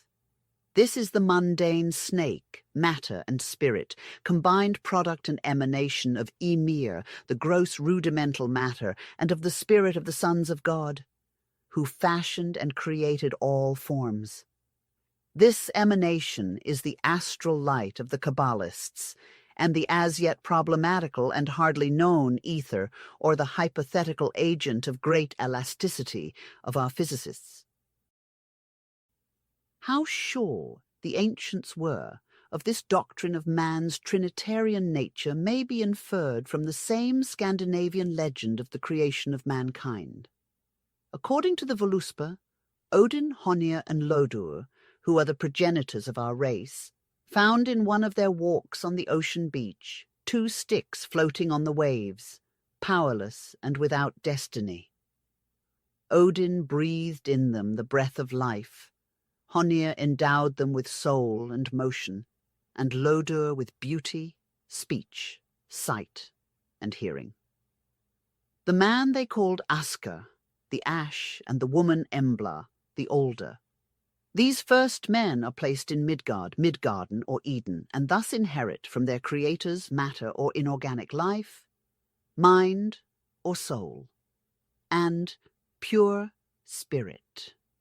The first corresponding to that part of their organism which sprung from the remains of Ymir, the giant matter, the second from the Aelig, Sur or gods, the descendants of Bur, and the third from the Vanar, or the representative of pure spirit. Another version of the Edda makes our visible universe spring from beneath the luxuriant branches of the mundane tree, the Yggdrasil, the tree with the three roots. Under the first root runs the fountain of life, Urdar. Under the second is the famous well of Mimir, in which lie deeply buried wit and wisdom. Odin, the alpha deer, asks for a draught of this water. He gets it, but finds himself obliged to pledge one of his eyes for it. The eye being, in this case, the symbol of the deity revealing itself in the wisdom of its own creation. For Odin leaves it at the bottom of the deep well. The care of the mundane tree is entrusted to three maidens, the Norns, or Parke, Urdur, Verdandi, and Skuld, or the present, the past, and the future. Every morning, while fixing the term of human life, they draw water from the Urdar fountain and sprinkle with it the roots of the mundane tree, that it may live. The exhalations of the ash, Yggdrasil, condense, and falling down upon our earth call into existence and change of form every portion of the inanimate matter. This tree is the symbol of the universal life, organic as well as inorganic. Its emanations represent the spirit which vivifies every form of creation, and of its three roots one extends to heaven, the second to the dwelling of the magicians, giants, inhabitants of the lofty mountains, and at the third, under which is the spring Vergelmir, gnaws the monster Nidhogg, who constantly leads mankind into evil. The Tibetans have also their mundane tree, and the legend is of an untold antiquity. With them it is called Zampun. The first of its three roots also extends to heaven, to the top of the highest mountains. The second passes down to the lower region. The third remains midway and reaches the east. The mundane tree of the Hindus is the Aswatha. Its branches are the components of the visible world, and its leaves the mantras of the Vedas, symbols of the universe in its intellectual or moral character. Who can study carefully the ancient religious and cosmogonic myths without perceiving that this striking similitude of conceptions, in their exoteric form and esoteric spirit, is the result of no mere coincidence, but manifests a concurrent design? It shows that already in those ages which are shut out from our sight by the impenetrable mist of tradition, human religious thought developed in uniform sympathy in every portion of the globe. Christians call this adoration of nature in her most concealed verities, pantheism. But if the latter, which worships and reveals to us God in space in his only possible objective form, that of visible nature, perpetually reminds humanity of him who created it, and a religion of theological dogmatism only serves to conceal him the more from our sight, which is the better adapted to the needs of mankind. Modern science insists upon the doctrine of evolution. So do human reason and the secret doctrine, and the idea is corroborated by the ancient legends and myths, and even by the Bible itself when it is read between the lines. We see a flower slowly developing from a bud, and the bud from its seed. but whence the latter, with all its predetermined program of physical transformation and its invisible, therefore spiritual forces which gradually develop its form, color, and odor. The word evolution speaks for itself. The germ of the present human race must have pre-existed in the parent of this race, as the seed, in which lies hidden the flower of next summer, was developed in the capsule of its parent flower. The parent may be but slightly different, but it still differs from its future progeny. The antediluvian ancestors of the present elephant and lizard were, perhaps, the mammoth and the plesiosaurus. Why should not the progenitors of our human race have been the giants of the Vedas, the Voluspa, and the Book of Genesis? While it is positively absurd to believe the transformation of species to have taken place according to some of the more materialistic views of the evolutionists, it is but natural to think that each genus, beginning with the mollusks and ending with monkey man, has modified from its own primordial and distinctive form. Supposing that we concede that animals have descended from at most only 4 or 5 progenitors, and that even à la rigueur all the organic beings which have ever lived on this earth have descended from some one primordial form. Still no one but a stone-blind materialist, one utterly devoid of intuitiveness, can seriously expect to see in the distant future. Psychology based on a new foundation, that of the necessary acquirement of each mental power and capacity by gradation. Physical man, as a product of evolution, may be left in the hands of the man of exact science. None but he can throw light upon the physical origin of the race. But we must positively deny the materialist the same privilege as to the question of man's psychical and spiritual evolution, for he and his highest faculties cannot be proved on any conclusive evidence to be as much products of evolution as the humblest plant or the lowest worm. Having said so much, we will now proceed to show the evolution hypothesis of the old Brahmins, as embodied by them in the allegory of the mundane tree. The Hindus represent their mythical tree, which they call Aswatha, in a way which differs from that of the Scandinavians. It is described by them as growing in a reversed position, the branches extending downward and the roots upward. The former typifying the external world of sense, i.e. the visible cosmical universe, and the latter the invisible world of spirit, because the roots have their genesis in the heavenly regions where, from the world's creation, humanity has placed its invisible deity. The creative energy, having originated in the primordial point, the religious symbols of every people are so many illustrations of this metaphysical hypothesis expounded by Pythagoras, Plato, and other philosophers.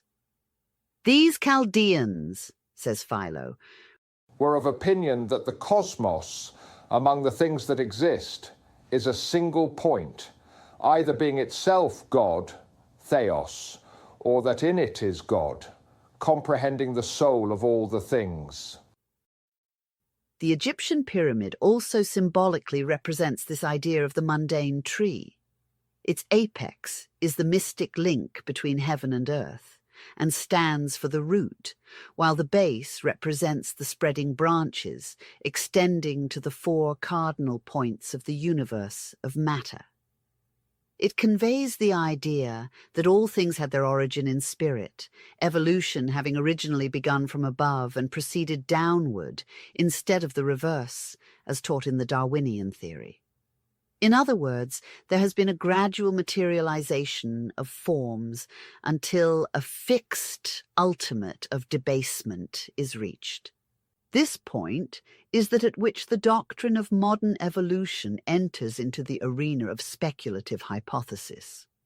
Arrived at this period, we will find it easier to understand Haeckel's anthropogeny, which traces the pedigree of man from its protoplasmic root, sodden in the mud of seas which existed before the oldest of the fossiliferous rocks were deposited. according to Professor Huxley's exposition. We may believe man evolved by gradual modification of a mammal of ape-like organization, still easier when we remember that, though in a more condensed and less elegant, but still as comprehensible phraseology. The same theory was said by Berosus to have been taught many thousands of years before his time by the man-fish Oannes, or Dagon, the semi-demon of Babylonia. We may add, as a fact of interest, that this ancient theory of evolution is not only embalmed in allegory and legend, but also depicted upon the walls of certain temples in India, and in a fragmentary form has been found in those of Egypt and on the slabs of Nimrud and Nineveh, excavated by Layard. But what lies back of the Darwinian line of descent? So far as he is concerned, nothing but unverifiable hypotheses. For as he puts it, he views all beings as the lineal descendants of some few beings which lived long before the first bed of the Silurian system was deposited. He does not attempt to show us who these few beings were, but it answers our purpose quite as well, for in the admission of their existence at all, resort to the ancients for corroboration and elaboration of the idea receives the stamp of scientific approbation. With all the changes that our globe has passed through as regards temperature, climate, soil, and, if we may be pardoned in view of recent developments, its electromagnetic condition, he would be bold indeed. Who dares say that anything in present science contradicts the ancient hypothesis of anti-Silurian man? The flint axes first found by Boucher de Perthes in the valley of the Somme prove that men must have existed at a period so remote as to be beyond calculation. If we believe Buchner, man must have lived even during and before the glacial epoch, a subdivision of the Quaternary or diluvial period probably extending very far back in it. But who can tell what the next discovery has in store for us? Now, if we have indisputable proof that man has existed so long as this, there must have been wonderful modifications of his physical system, corresponding with the changes of climate and atmosphere. Does not this seem to show by analogy that tracing backward, there may have been other modifications, which fitted the most remote progenitors of the frost giants to live even contemporaneously with the Devonian fishes or the Silurian mollusks? True, they left no flint hatchets behind them, nor any bones or cave deposits, but if the ancients are correct, the races at that time were composed not only of giants or mighty men of renown, but also of sons of God.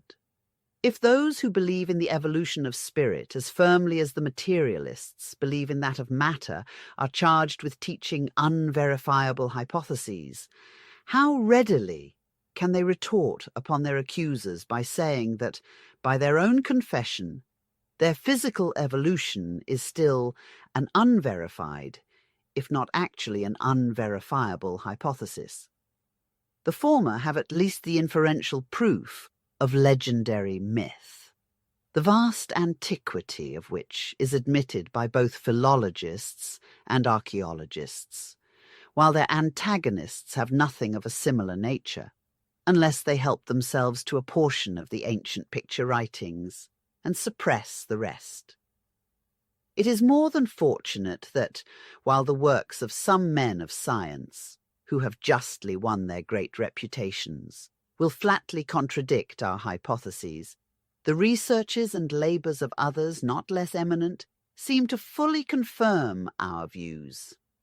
In the recent work of Mr. Alfred R. Wallace, The Geographical Distribution of Animals, we find the author seriously favouring the idea of some slow process of development of the present species, from others which have preceded them, his idea extending back over an innumerable series of cycles.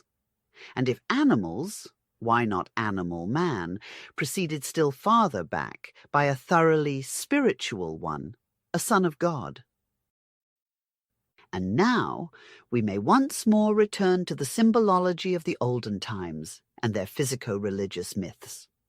Before we close this work, we hope to demonstrate more or less successfully how closely the conceptions of the latter were allied with many of the achievements of modern science in physics and natural philosophy. Under the emblematical devices and peculiar phraseology of the priesthood of old lie latent hints of sciences as yet undiscovered during the present cycle. Well acquainted as may be a scholar with the hieratic writing and hieroglyphical system of the Egyptians, he must first of all learn to sift their records.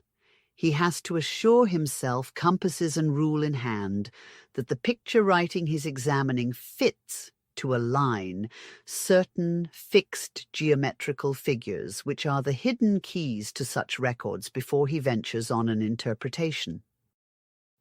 But there are myths which speak for themselves. In this class, we may include the double-sexed first creators of every cosmogony, the Greek Zeus Zen ether and Chthoniya, the chaotic earth, and Metis, the water, his wives, Osiris and Isis Latona, the former god representing also ether, the first emanation of the supreme deity, Amun, the primeval source of light. The goddess earth and water again, Mithras, the rock-born god, the symbol of the male mundane fire, or the personified primordial light. And Mithra, the fire goddess at once his mother and his wife, the pure element of fire, the active or male principle, regarded as light and heat in conjunction with earth and water or matter, female or passive elements of cosmical generation. Mithras is the son of Borj, the Persian mundane mountain from which he flashes out as a radiant ray of light. Brahma, the fire god and his prolific consort, and the Hindu Ungi, the refulgent deity from whose body issue 1,000 streams of glory and 7 tongues of flame, and in whose honor the Sagniku Brahmins preserve to this day a perpetual fire. Siva, personated by the mundane mountain of the Hindus, the Meru, Himalaya. This terrific fire god, who is said in the legend to have descended from heaven, like the Jewish Jehovah in a pillar of fire, and a dozen of other archaic, double-sexed deities, all loudly proclaim their hidden meaning. And what can these dual myths mean but the physico-chemical principle of primordial creation? The first revelation of the supreme cause in its triple manifestation of spirit, force, and matter. The divine correlation at its starting point of evolution, allegorized as the marriage of fire and water, products of electrifying spirit, union of the male active principle with the female passive element which become the parents of their Tellurian child, cosmic matter, the prima materia, whose spirit is ether, the astral light. Thus all the world mountains and mundane eggs, the mundane trees and the mundane snakes and pillars may be shown to embody scientifically demonstrated truths of natural philosophy.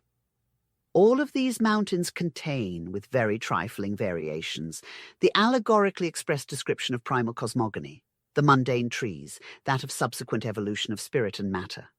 The mundane snakes and pillars, symbolical memorials of the various attributes of this double evolution in its endless correlation of cosmic forces. Within the mysterious recesses of the mountain, the matrix of the universe, the gods, powers, prepare the atomic germs of organic life, and at the same time the life drink which, when tasted, awakens in man-matter the man-spirit. The soma, the sacrificial drink of the Hindus, is that sacred beverage. For at the creation of the prima materia, while the grossest portions of it were used for the physical embryo world, The more divine essence of it pervaded the universe, invisibly permeating and enclosing within its ethereal waves the newly born infant, developing and stimulating it to activity as it slowly evolved out of the eternal chaos. From the poetry of abstract conception, these mundane myths gradually passed into the concrete images of cosmic symbols, as archaeology now finds them. The snake, which plays such a prominent part in the imagery of the ancients, was degraded by the absurd interpretation of the serpent of the Book of Genesis into a synonym of Satan, the Prince of Darkness, whereas it is the most ingenious of all the myths in its various symbolisms. For one, as a gathodaimon, it is the emblem of the healing art and of the immortality of man. It encircles the images of most of the sanitary or hygienic gods. The cup of health in the Egyptian mysteries was entwined by serpents. As evil can only arise from an extreme in good, the serpent, under some other aspects, became typical of matter, which the more it recedes from its primal spiritual source, the more it becomes subject of evil. In the oldest Egyptian imagery, as in the cosmogonic allegories of Kneph, the mundane snake, when typifying matter, is usually represented as contained within a circle. He lies straight across its equator, thus indicating that the universe of astral light, out of which the physical world evolved while bounding the latter, is itself bound by Emeft, or the supreme first cause. Phtha producing Ra and the myriad forms to which he gives life are shown as creeping out of the mundane egg, because it is the most familiar form of that in which is deposited and developed the germ of every living being. When the serpent represents eternity and immortality, it encircles the world, biting its tail, and thus offering no solution of continuity. It then becomes the astral light. The disciples of the school of Pherecydes taught that ether, Zeus or Zen, is the highest empyrean heaven, which encloses the supernal world, and its light, the astral, is the concentrated primordial element. Such is the origin of the serpent metamorphosed in Christian ages into Satan. It is the Od, the Ob, and the Aar of Moses and the Kabbalists. When in its passive state, when it acts on those who are unwittingly drawn within its current, the astral light is the Ob, or Python. Moses was determined to exterminate all those who, sensitive to its influence, allowed themselves to fall under the easy control of the vicious beings which move in the astral waves like fish in the water. Beings who surround us, and whom Bulwer Lytton calls in Zanoni the dwellers of the threshold. It becomes the odd, as soon as it is vivified by the conscious efflux of an immortal soul. For then the astral currents are acting under the guidance of either an adept, a pure spirit, or an able mesmerizer, who is pure himself and knows how to direct the blind forces. In such cases, even a high planetary spirit, one of the class of beings that have never been embodied, though there are many among these hierarchies who have lived on our earth, descends occasionally to our sphere, and purifying the surrounding atmosphere enables the subject to see and opens in him the springs of true divine prophecy. As to the term hour, the word is used to designate certain occult properties of the universal agent. It pertains more directly to the domain of the alchemist, and is of no interest to the general public.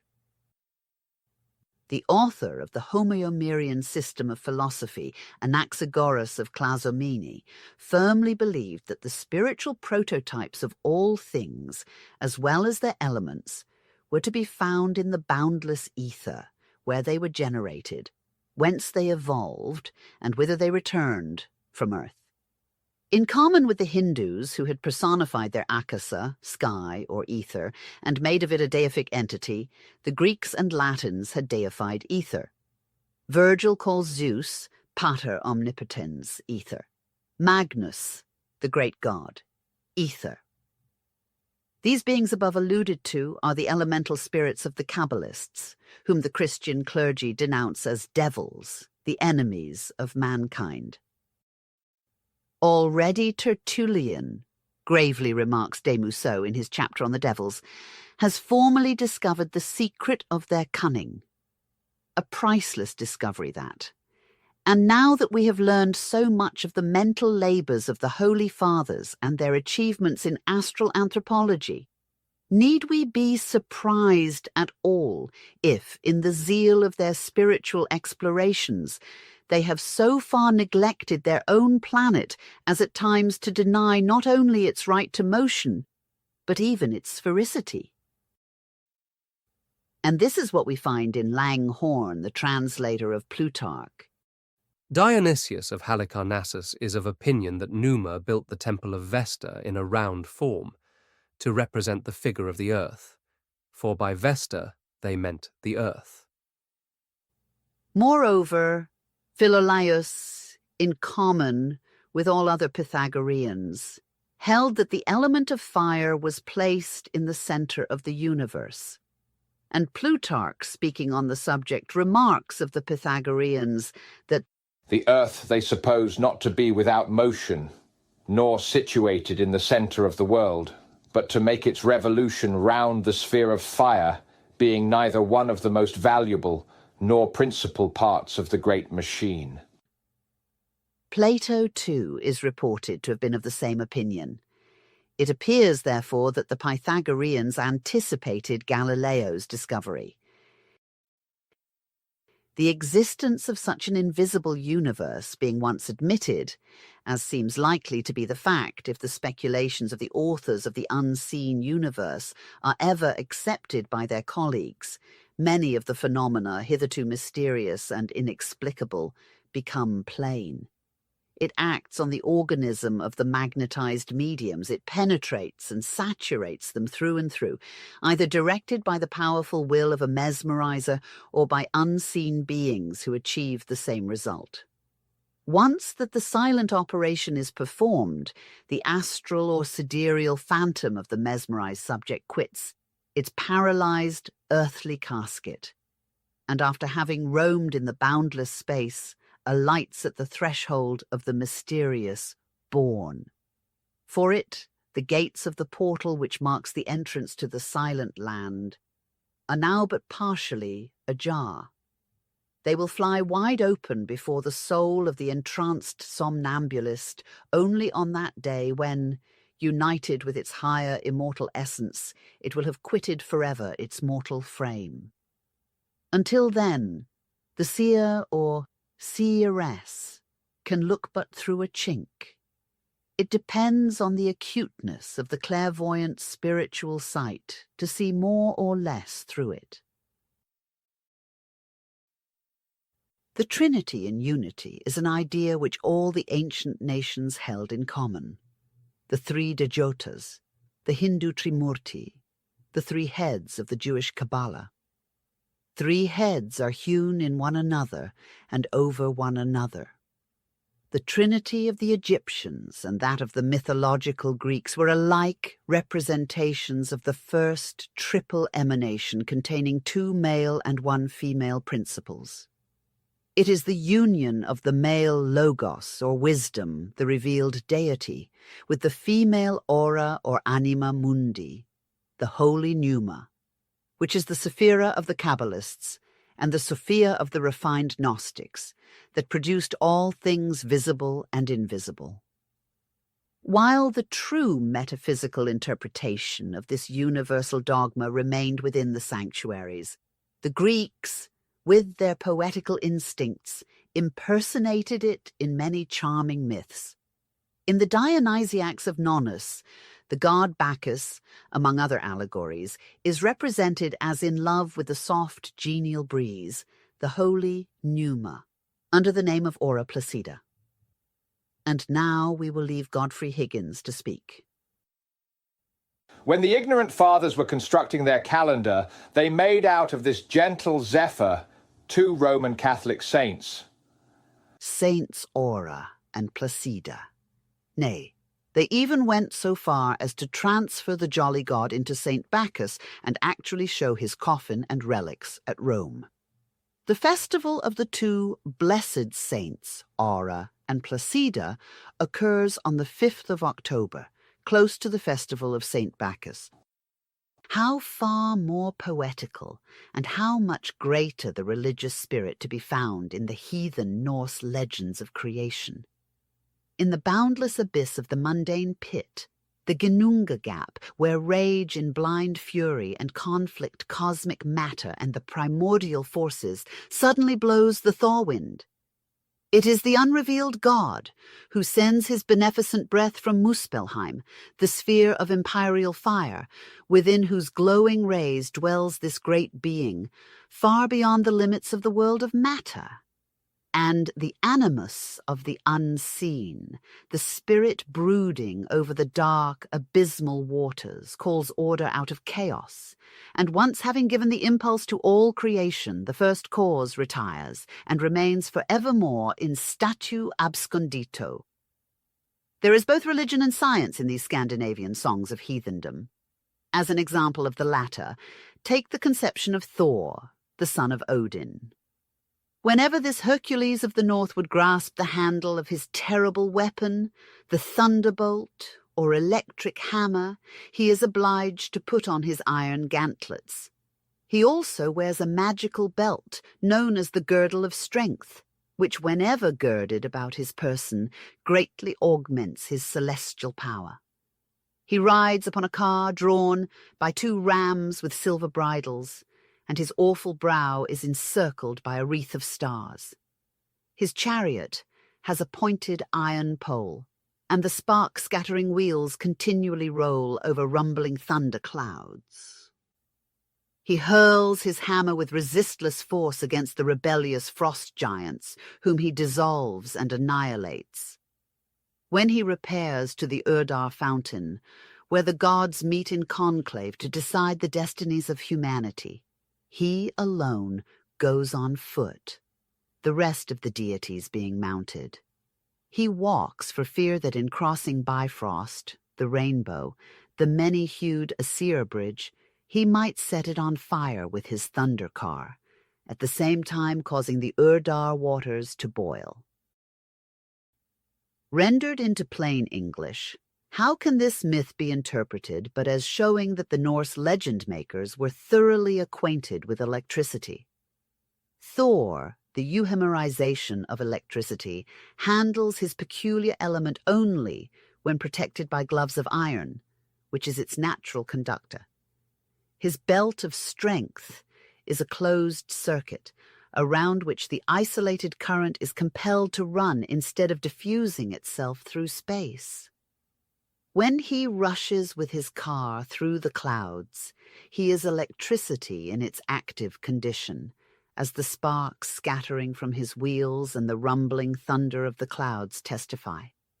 The pointed iron pole of the chariot is suggestive of the lightning rod.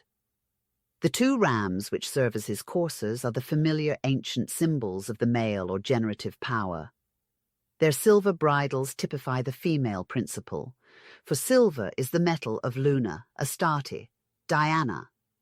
Therefore, in the ram and his bridle, we see combined the active and passive principles of nature in opposition, one rushing forward and the other restraining, while both are in subordination to the world-permeating electrical principle which gives them their impulse.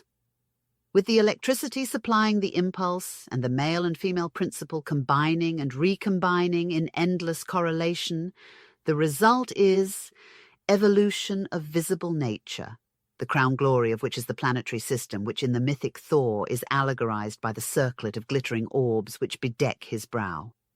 When in his active condition, his awful thunderbolts destroy everything, even the lesser other titanic forces. but he goes afoot over the Rainbow Bridge by Frost, because to mingle with other less powerful gods than himself, he is obliged to be in a latent state, which he could not be in his car. Otherwise he would set on fire and annihilate all. The meaning of the Urdar fountain, that Thor is afraid to make boil, and the cause of his reluctance, will only be comprehended by our physicists when the reciprocal electromagnetic relations of the innumerable members of the planetary system now just suspected shall be thoroughly determined. Glimpses of the truth are given in the recent scientific essays of Professors Meyer and Sterryhunt. The ancient philosophers believed that not only volcanoes, but boiling springs were caused by concentrations of underground electric currents, and that this same cause produced mineral deposits of various natures, which form curative springs. If it be objected that this fact is not distinctly stated by the ancient authors, who, in the opinion of our century, were hardly acquainted with electricity, we may simply answer that not all the works embodying ancient wisdom are now extant among our scientists. The clear and cool waters of Urdar were required for the daily irrigation of the mystical mundane tree, and if they had been disturbed by Thor or active electricity, they would have been converted into mineral springs unsuited for the purpose. Such examples as the above will support the ancient claim of the philosophers that there is a logos in every mythos, or a groundwork of truth in every fiction.